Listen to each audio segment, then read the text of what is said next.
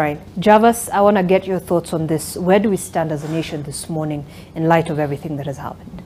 Well, thank you and good morning. First, I see on the cover page of the Standard, the title or the headline, Portrait of Anarchy, which I stand to disagree. This is not the portrait of anarchy.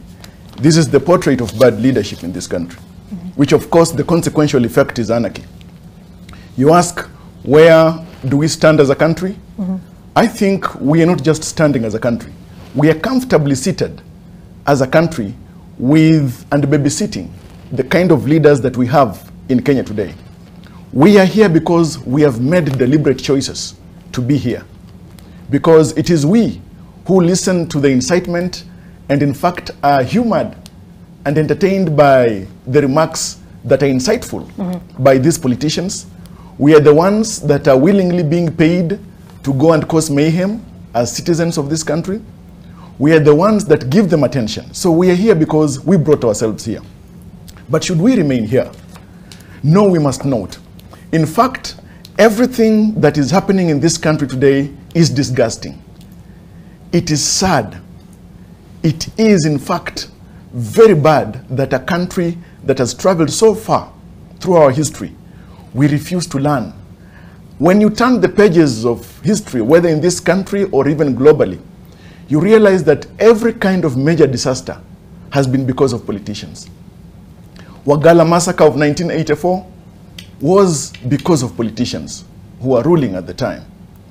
When you look at the 2007, 2008 post-election violence, it was because of politicians. When you look at the World War I and World War II, it was because of politics. All things that are happening that are so bad to mankind is because of politicians. Yet these politicians come from among us. What is it that we can do as a people to make sure that we get to have the finest to lead the people?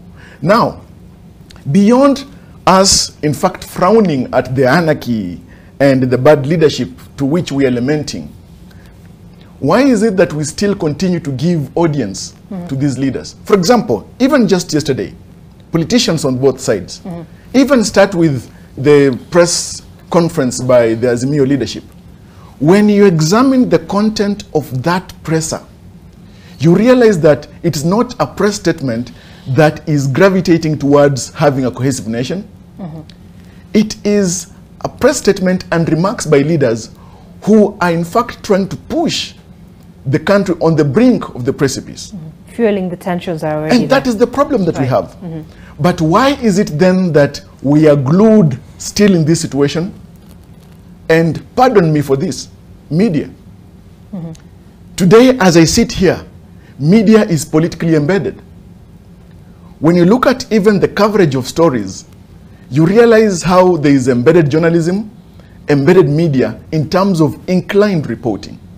Now, my relative earlier had spoken about... But isn't that an unfair assertion? I mean, at the end of it all, the media is there to report on everything that is happening, from whatever the statements that are being made from across the political divide and the situation on the ground as it appears.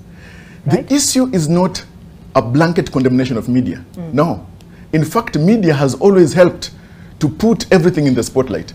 But when you look at some elements of embedded journalism, you realize it through the kind of coverage that's given. For instance, when we had the first Monday of demonstrations, we had lots of places looted.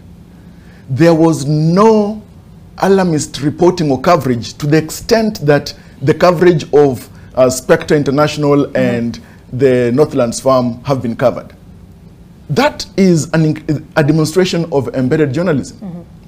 Now, the other thing is that on the night of the Kibra Inferno, when a church, the PCA church, was set ablaze and a mosque was attacked and set ablaze, the county government of Nairobi sent firefighting engines and firemen and women to try and put out that fire. They succeeded.